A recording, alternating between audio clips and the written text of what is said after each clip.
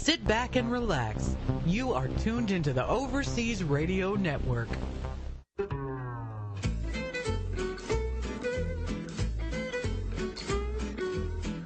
Welcome back. This is Donnie from Girls Guide Paris Radio on the Overseas Radio Network. Now, I'm excited today to introduce you to Sidney Robb.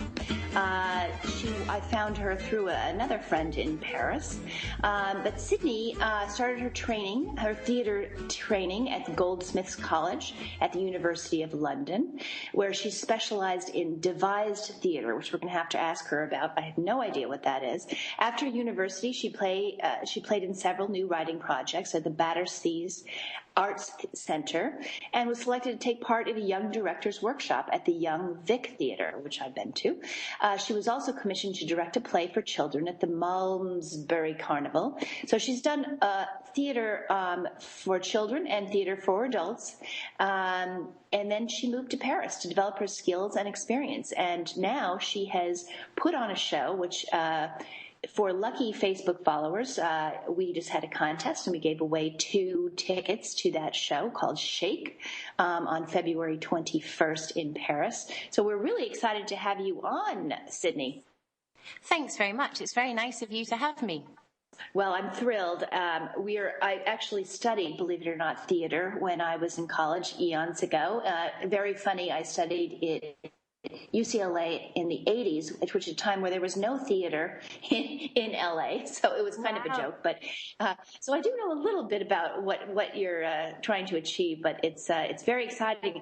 Tell us about your theatrical production. That I know it played is last month or last year, and then it's also playing again in February.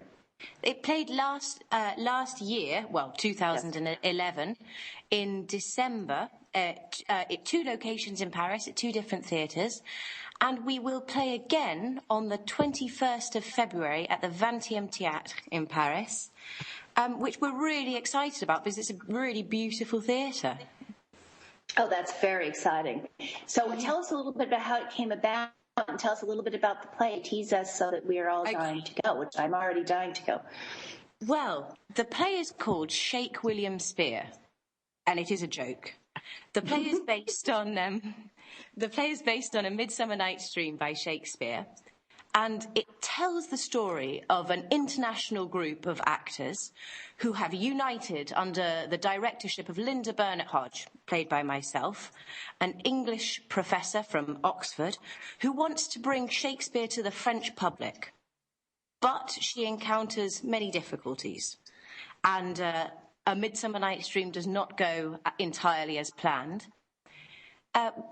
The story of the show really tells our story, because we really are 6 international actors who met in Paris, and we want to give our audiences a fun night out, as well as introducing them to something serious like Shakespeare.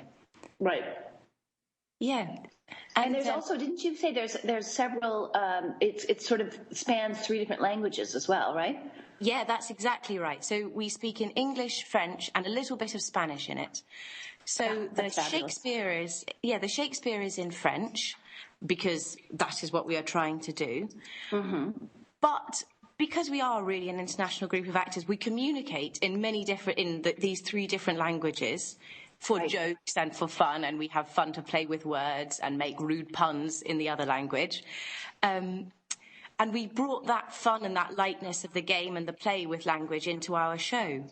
So we speak in French whilst we're doing Shakespeare, but we speak in English when we speak as our characters in voices off, when there is a problem. You come out of the play within the play, basically. Yeah, exactly.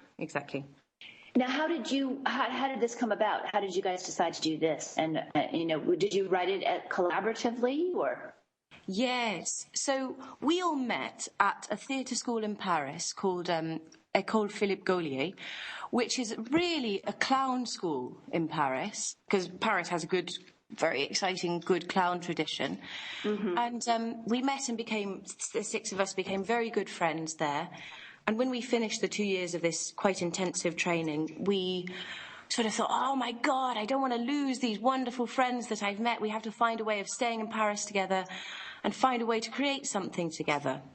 So it took us a year to figure out how we could have funding and how we could pay ourselves and how to find a director to do the show. But in the end, we were able to do it thanks to Mr. Adrian Gygax, who organised us for us all to go to Switzerland for 2 months to create the show. And really excitingly, we were able to have Aitor Basauri as our director, which was super. He's a man we all respect a lot, and it was a pleasure to work with him. And we spent 2 months playing with the text of Midsummer Night's Dream, figuring out how Midsummer Night's Dream relates to us, what is our relationship to it, and sort of fitting the story of A Midsummer Night's Dream around our relationships between each other.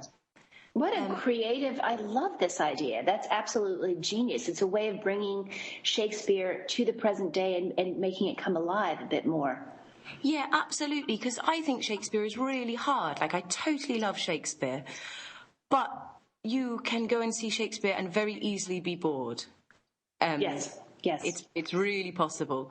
So with this, we really hope we're sure people will come and see the show and see Shakespeare and absolutely not be bored at all. Oh, well, that's a ringing endorsement right there. So what's your background? I know we read a little bit about it, and we have to know also what devised theater is. Ooh. But have you always been a Shakespeare fan? I mean, tell us a little bit about how you came to the moment that you are in.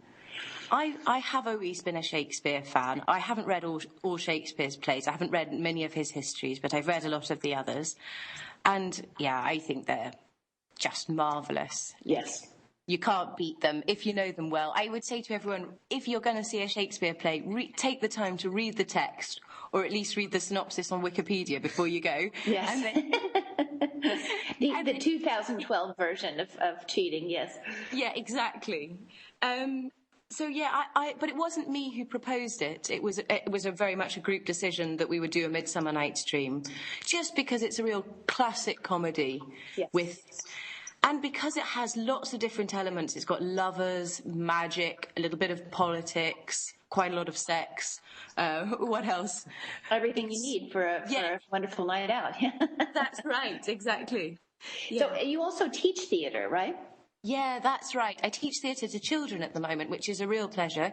It's really hard work because you really have to keep the children engaged, but that's really the job of the actor, to keep the audience engaged as well. So it's really very similar. You have to think about rhythm and timing and listen to the children, think about games that they're interested in. Well, so you both act, direct, and teach. Do you have a preference to one over the other, or is it fun to sort of juggle all three? I actually don't do very much directing. I directed 1 or 2 shows in England, but since I've been in Paris, I've been mostly acting. Okay. And really acting is what I love. Teaching is also a real pleasure for me, but acting is the dream. The first love, yes. Yeah.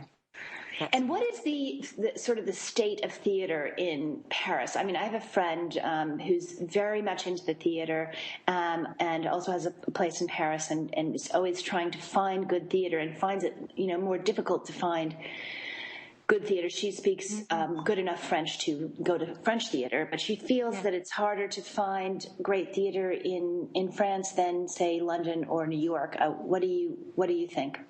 I think London is really the mecca for theatre. Yeah. And people travel to London to see theatre. And I think possibly in Paris it's harder to find some good theatre. But because there's quite a lot of traditional theatre in Paris, which is sort of counterbalanced by some really exciting stuff that goes on at the Cartoucherie, which is out of town a bit at the end of Line 1 in Vincennes. And that's just like a wonderful place. It's an old munitions warehouse. There's six separate theatres there. And one is run by Ariane Mouchkine. And it's just the most beautiful, exciting, modern, touching theatre you could imagine there. And it's magical as well because you catch a little navette bus out from the edge of Paris. You arrive, maybe there's a campfire, there's some people singing around the campfire. You can have dinner. You're not quite sure where you are. Very, very, very lovely place. And are they mostly in French, the plays there? Yes, they're mostly in French, but they have a reputation for having an international cast. So really.